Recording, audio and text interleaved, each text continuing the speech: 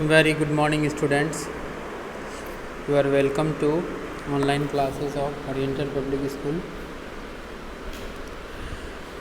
Today I am here with a video of class 10 political science, and our topic is federalism. In this class we are going to discuss about what is federalism, what are the features of federalism, why in a democratic country there should be federal system. So let's begin. So first of all, we will have a brief definition of federalism. As we know, federalism is nothing. It's a system that tells existence of more than one level of government. That's why we can define in this way. It is a system of government in which power is divided between a central authority and various constituent units of the country. So here power, this is the part of power sharing, and this tells us that power should be distributed and shared between central government and state government, or if there is more than these two levels of government, then power should be shared among the different levels of the government, and that we read under the topic federalism. I hope you have understood this. Now, as we know that levels of government in federation, usually a federation has two levels of government, maybe more than two levels, but at least there should be two levels of government. Government for the entire country that is usually responsible for a few subjects of common national interest. That means the government which is at the central level or union level means is responsible for taking only those matters or subject which are common national interest, which are belonging to common national interest. Okay. And the government at the level of provinces or state that look after much of the day-to-day administrating of their state, and this government is only authorized to take decision regarding the particular state. Suppose that we are living in Bihar state, and the Bihar state government is authorized to take some basic decision under the government of state. This government is not allowed to take any decision in the other state like Jharkhand, Odisha, Chhattisgarh. So many states we have in our country, but that particular state government can only take any decision or any matters related decision if that government is belonging to that particular state. So we have government in our country India at the central level as well as state level, and we also have third tier of government at the local level that we will discuss in the another topic, which is decentralization. So while we were talking about decentralization, we will read about the third tier of government, I mean to say third level of government. So let's move to the next point, which is key features of federalism. So here we are going to read what are the key features of federalism.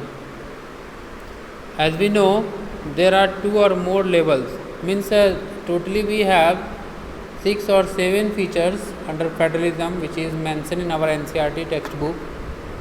So these features we are going to read one by one.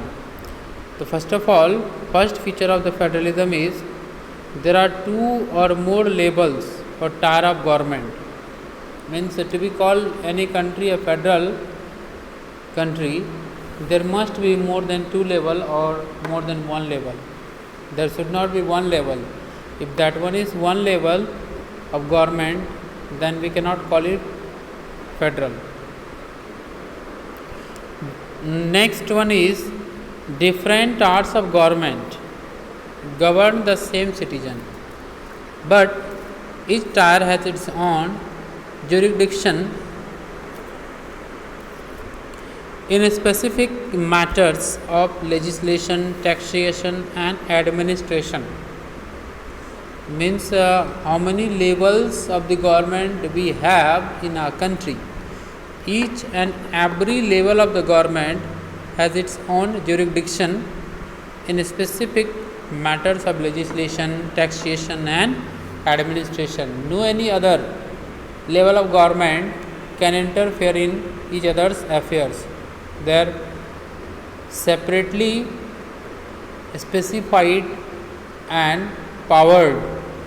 So they are having legal authority to take their own decision in a specific manner. Third one, the jurisdictions of the respective levels of government are specified in the constitution. So the existence and the authority of each tier of government is constitutionally granted. Means whatever the authority and power the respective level of the governments have, they are constitutionally granted, and no one can take over the power and of this government. And the next fourth feature is the fundamental provisions of the constitution cannot be unilaterally changed by one level of government. Such changes requires the consent of both the levels of government. The fundamental provisions cannot be changed until unless how many levels of the government are existing in that country, they are not supportive to each other. So unilaterally it cannot be passed. It required the consent of all the levels of government to take decision regarding fundamental part of the constitution. I hope you have understood up to here. Moving to the next point. Next, courts have the power to interpret the constitution and the power of different levels of the government.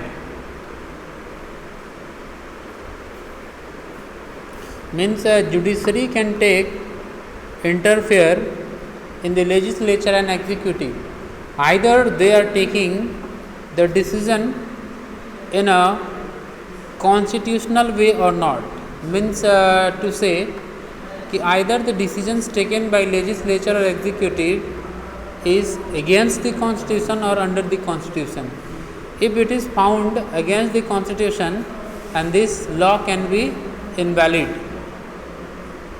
by the respective judiciary. So the highest courts acts as an umpire. If dispute rises between different levels of the government in the exercise of their respective powers, then courts can take decision just like an umpire. If they are found guilty, if they are found against the constitution, then. And the next one is sources of revenue for each level of government are clearly specified to ensure its financial autonomy. As we know, each and every level of government requires some expenses, and how to meet these expenses. So each level of government are specified to take some types of taxes, and these are the income of this government. Either we are talking about central government, state government, or local government. All these three levels of government separately have authority to take and levy taxes, which can be further investment in the public domains to take day-to-day decision. I hope you have understood up to here. Very soon I will be coming with the next video and talking about the topic continuously. So read properly, be safe. Thank you. Have a nice day.